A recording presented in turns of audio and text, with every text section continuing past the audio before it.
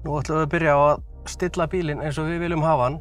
Við byrjum á að setja okkur inn í bílinn sem key user. Hérna erum við búin með alla forvinnuna, stofna aðganginn, söluráðgjafar eru búnir að verifæja eða staðfesta okkur sem eiganda og þá er næsta skref bara að setjast upp í bílinn og bíllinn leiðir þig áfram skref fyrir skref.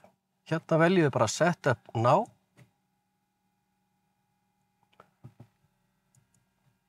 Vel, koma hérna textar upp sem við þurfum ekki að hafa áhyggjur af eins og er. Svo er það bara start setup, my Audi user og svo skrifum við bara inn netfangið okkar og lykilorð. Sjáum að lyklaborðið kemur hérna skjáin fyrir neðan. Og svo lykilorðið. Og login.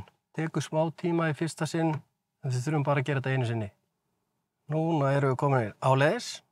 Við erum búin að setja okkur inn í bílinn, en áfram leiðir bílinn okkar skref fyrir skref. Ítum á continue.